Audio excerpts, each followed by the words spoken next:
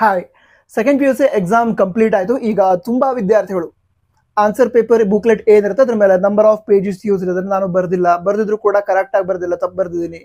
ನಮ್ಮ answer paper evaluate ಮಾಡ್ತಾರ. ನಂತರ ಮತ್ತು ಕೆಲವು ವಿದ್ಯಾರ್ಥಿಗಳು ಆನ್ಸರ್ ನಂಬರ್ ಏನಿರುತ್ತೆ ಅಂದರೆ ಕ್ವಶನ್ ನಂಬರ್ ಬರೆದು ಆನ್ಸರ್ ಬರ್ತಾರಲ್ವಾ, ಆ ಕ್ವಶನ್ ನಂಬರ್ನ ಮಾರ್ಜಿನ್ ಹೊರಗಡೆ ಬರ್ತಿದ್ದೀನಿ, ಮಾರ್ಜಿನ್ ಒಳಗಡೆ ಬರ್ತಿದ್ದೀನಿ. ನಂತರ ಕ್ವಶನ್ ಮೇನ್ ಏನಿರುತ್ತೆ ಅದನ್ನ ಬರ್ದಿಲ್ಲ. ಈ ರೀತಿ ಎಲ್ಲ ಇದ್ದಾಗ ಆನ್ಸರ್ ಪೇಪರ್ ಇವ್ಯಾಲ್ಯೂಯೇಟ್ ಮಾಡ್ತಾರ ಅಂತ ಕೇಳ್ತಾ ಇದ್ರು. ಟೆನ್ಷನ್ ಮಾಡ್ಕೊಳ್ಳೋ ಅವಶ್ಯಕತೆ ಇಲ್ಲ, ಆನ್ಸರ್ ಪೇಪರ್ ಇವ್ಯಾಲ್ಯೂಯೇಟ್ ಮಾಡ್ತಾರೆ. ಅಂದರೆ ಈಗ ಆನ್ಸರ್ ಪೇಪರ್ ಬುಕ್ಲೆಟ್ ಮೇಲೆ ನೀವು ನಿಮ್ಮ ರಿಜಿಸ್ಟರ್ ನಂಬರ್ ಕರೆಕ್ಟಾಗಿ ಬರ್ದಿದ್ದೀರಾ ಅಂತ ಹೇಳಿದಾಗ ನಿಮ್ಮ ಆನ್ಸರ್ ಪೇಪರ್ ಇವ್ಯಾಲ್ಯೂಯೇಷನ್ ಆಗುತ್ತೆ. ಅಂದರೆ ನಂಬರ್ ಆಫ್ ಪೇಜಸ್ ಯೂಸ್ಡ್ ಅಕಸ್ಮಾತ್ ರಾಂಗ್ ಬರೆದಿದ್ರು ಕೂಡ ಇವ್ಯಾಲ್ಯೂಯೇಟ್ ಮಾಡಿದ್ರೆ ಏನು ಪ್ರಾಬ್ಲಮ್ ಇಲ್ಲ.